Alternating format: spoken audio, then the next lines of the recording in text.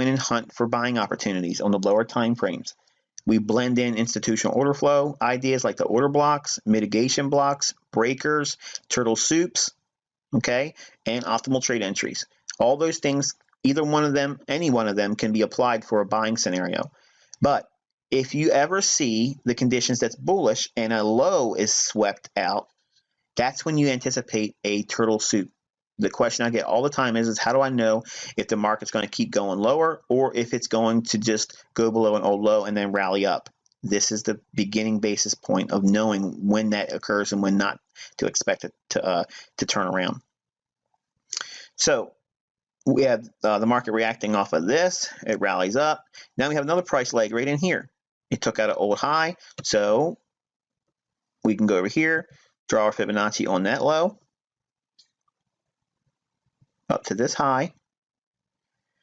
Price comes down to equilibrium. We start hunting for buying opportunities right in here on a lower time frame. I don't know if there's anything there yet. You'll have to go and look in your charts yourself. But we go down into 62% retracement level, which is now discount. Okay, so when we identify equilibrium, that's the 50% level. When price goes below 50%, it's at a discount. When is it the highest probable degree of bullishness at a discount price? That's when you have this.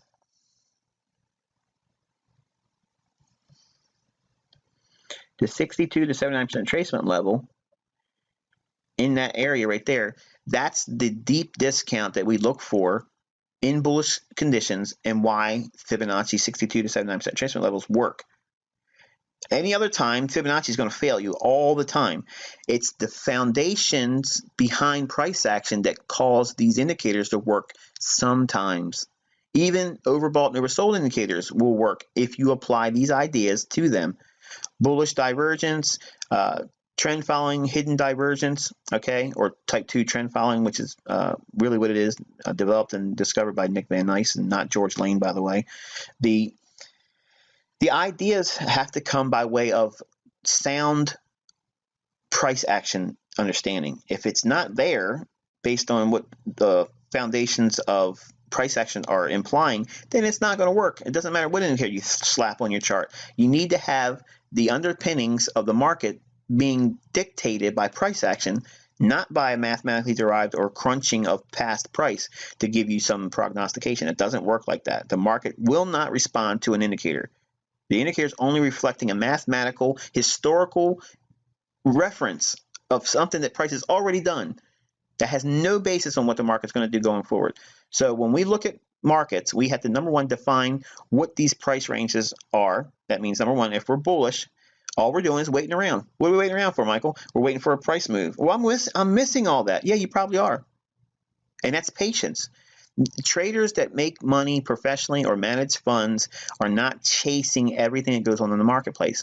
They know exactly what they're looking for. That once you get a price run like this, it's an impulsive price swing. Then you wait. What are you waiting for? 4 candles up here. When the fourth one comes, then you simply wait for it to come back down to equilibrium. Once it gets to equilibrium, you can look for a signal. But I'm stressing the difference between equilibrium versus discount is you want it to now go below equilibrium into 62% minimum down into 79% retracement.